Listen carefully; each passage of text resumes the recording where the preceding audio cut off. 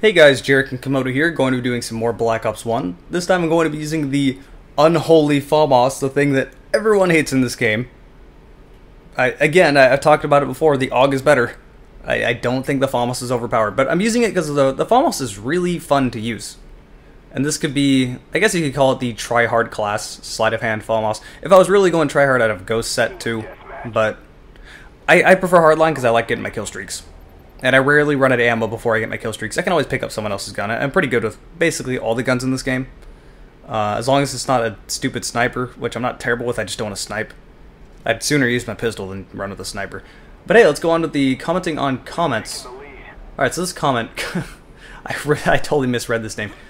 Joshua Balia, I read it as Joshua Balls. Alright.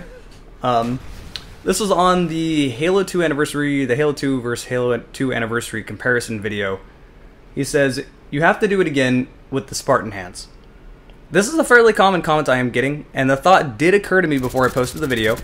So, you know, it's not like I was oblivious as to this, but if I can play as an elite, I'm going to play as an elite. You know, I miss the fact... It's kind of annoying you can't play as elites anymore. I really wish they would bring that back. But I kind of saw it coming, everyone complaining about the hitboxes being different, and Reach making it Elite Slayer only, which you were probably not happy with either. No. Like, I want elites back. But, you know, the thought did cross my mind before I made the video. So I'll just answer the comment. No. That was a ton of work to make. Like, an absolute ton of work. So, I'm definitely not going to go through it and do it again. Especially since, you know, Halo 2 is not in the spotlight anymore. Probably wouldn't get many views. No. It'd be way too much work. So... Sorry, next comment. This guy is from Killjoy Splace. Just waiting for my new laptop because Firebug causes lag. This is talking about Killing Floor 2. I assume you played it? No, it's not that. It's people gaming on laptops. Why? You gotta have a really beefy laptop. I'm not gonna hate on anyone for gaming on a laptop because I really hated the weapons auto switch in this game. You run out of ammo and it'll automatically pull out your other gun. That trips me up because I pressed the button to swap guns. I pressed the button to swap guns because I know I'm out of ammo, and then I pull back my gun with no ammo in it. Almost gets me killed so much.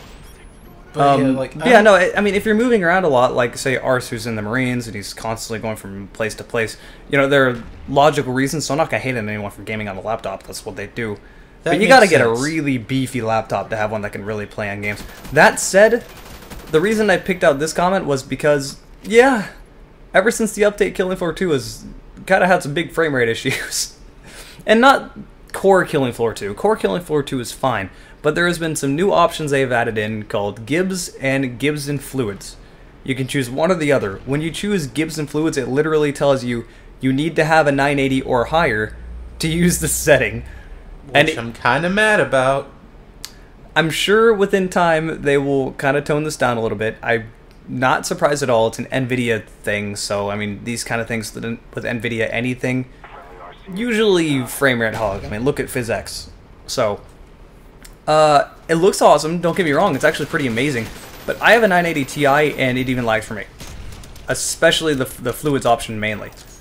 An explosion happens and say there's a bunch of like guts and stuff and they just go flying in different directions. That causes so much lag. Because it needs to see what the hell is going on the entire time. So it's not just you. That's why I picked that out. It's definitely not just you. There's going to be a ton of lag. But with that said, you haven't played it since the update, have you?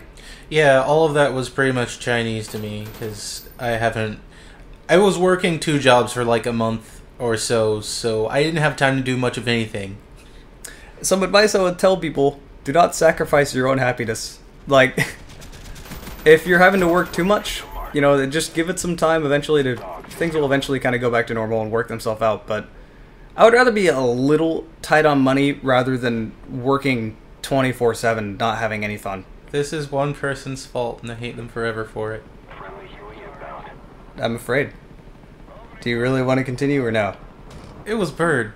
Oh, yeah. I'm not continuing with that. Yeah. Yeah, no, the update for Killing Floor 2 I am super happy with. And I'm sure you will be too once you play it, because, you know, Firebug. Yeah, once I have someone to play it with. Everyone? Nobody's ever online when I get home. Like, Spike... Yeah, okay, we'll talk about that later. Yeah, you'll be seeing more Killing Floor 2. Killing Floor 2 was a very fun game. I'm glad what they did with Firebug. The weapons are interesting, to say the least. The starting weapon for the Firebug is literally called the Caulk and Burn.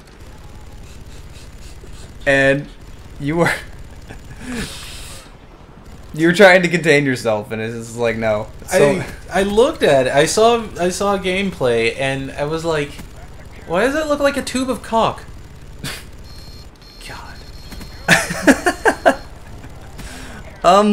Yeah, you know, the thing is, it's amusing that you spawn with that, but it kind of negates the flamethrower.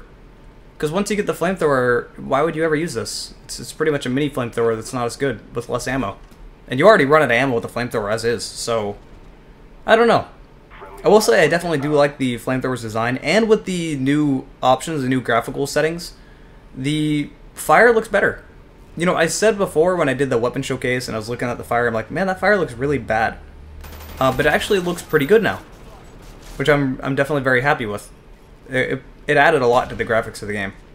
You know, I don't understand this whole argument of I prefer gameplay over graphics, because in my PC gamer mind, I'm going, why not both?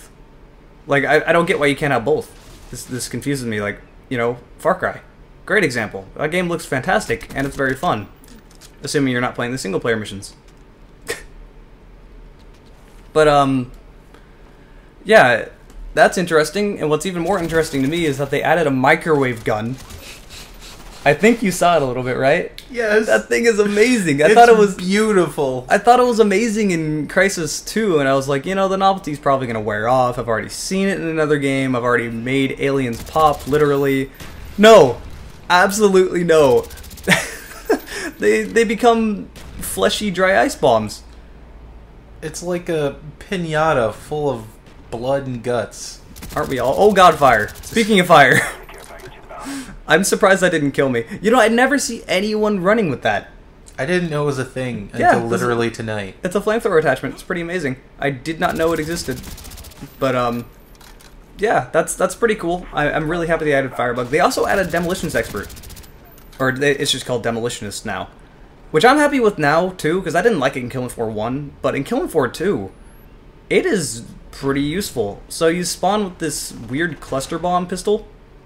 And this helps a lot because it basically means that it has very little splash damage, so you're not going to be hurting yourself with it. Which has always been a big problem with me with Killing Floor 1's Demolitionist. You had to have an off-perk weapon, otherwise you were just going to hurt yourself, or at least the M4203. Not really a problem this time around, and off-perk weapons I think are a little easier to use. There's even perks for off-perk weapons. So that's... I mean, I'm so happy that they've done that. Now it's actually useful. They've legitimately changed a lot with the perks now. If it explodes, I can't use it because I will most definitely kill myself with it. Hi. Aim assist. Thank you. Yeah, it's a lot harder to do that now. The explosions, they got rid of the law, which made people kind of sad.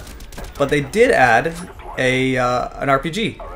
You know, and I was kind of sad at first for getting rid of the law, but the RPG, oh my god. It is amazing. You have no idea how much I want to Judge Dredd quote right now. But the RPG, this is the only game I played where the RPG is an RPG. It shoots and fires incredibly quick. It has a backblast that actually does damage, which is just awesome. I don't see any games actually doing that. If you shoot and there's like a clot behind you, the clot will die. Which is amazing. And my teammate bailed me out so hard here. The game ended right before this claymore blew up. I saw that and I was just like, oh, okay, it's okay, it's fine. But yeah, the RPG makes such a big explosion, and the explosions look so good. Like, I look at that and I'm like, wow, everything in Killing Floor 1, like, I knew the game didn't look good, but graphically it's hard to go back. It's like playing Pokemon X and then going back to like Ruby, the original. It's so hard to do it. And I've been going back and playing like Pearl and stuff like that. Anyway, that's the end of the game. I went 34-2. Pretty decent game. Hope you guys have enjoyed it, and I'll see you later.